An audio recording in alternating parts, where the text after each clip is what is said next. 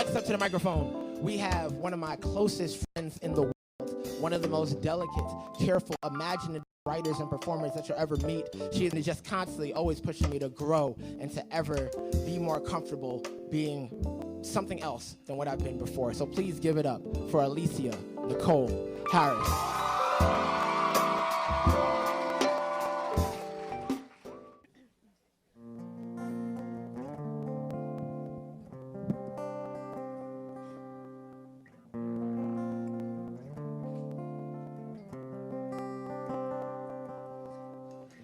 Depth over distance every time, my dear.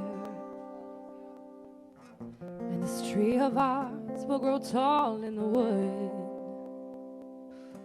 But it's the roots that will bind us here to the ground.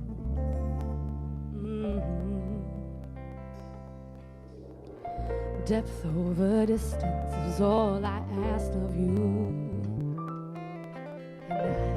I may be foolish to fall as I do. Still it's the strength in the blindness you feel. If you come into, if you come into,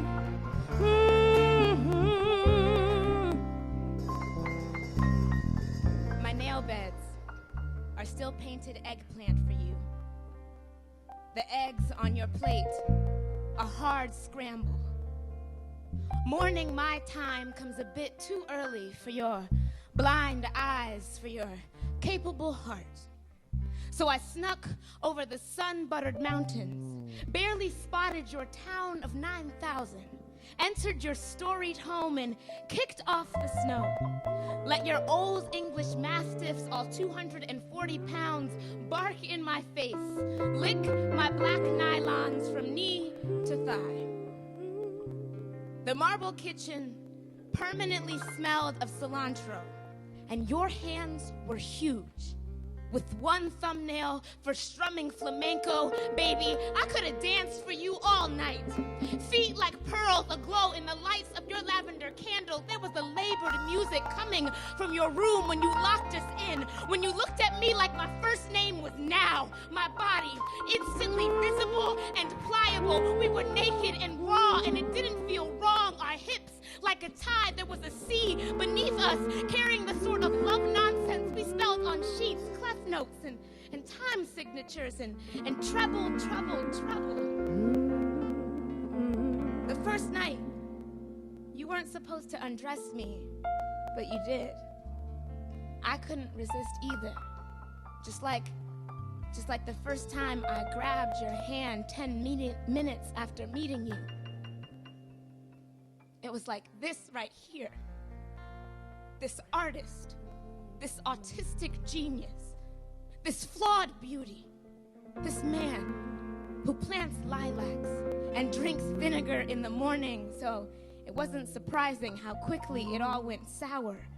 You wouldn't draw me when I asked you to. Instead, you inappropriately used the nib of your calligraphy pen to split boxes to sculpt the underside of silence. And when you said my name over a bowl of cooling soup, it lost all its definition. I knew you were in love with a vision, just not the woman attached. I was afraid to say the wrong thing, to speak strongly. Our last night together, you spilt your ink on the page. I rushed to fill the space with words. We were too holy to bathe. If for an instant the truth is absurd, then amen to it. And amen to us. I didn't care whether you were white and skinny, whether you lived in Oregon or not. Hell, I wanted you. Didn't need a reason, didn't need to make it rhyme. All I needed was a one-way heart and a West Coast flight. And I'm not asking you to change your mind. Just think about the depths when you remember the distance. How 3,000 miles is not longer than the moment spent between us. Hold on, wait until that low sun breaks from the arms of the Lord.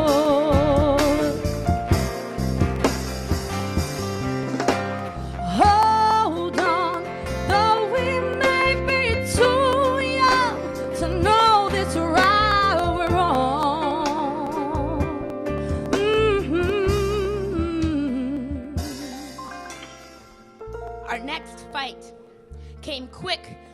heels of my return. You didn't call to say you missed me. You didn't call to say you cared. And just like that, we were over. Easy. I half laughed, half cried. Didn't know if it was the jet lag or if I had just gotten used to sleeping in late and calling you mine. But the whole time, your bed was low and flat, scarcely 6 inches off the ground. At any point, I could have stood to my feet and walked away.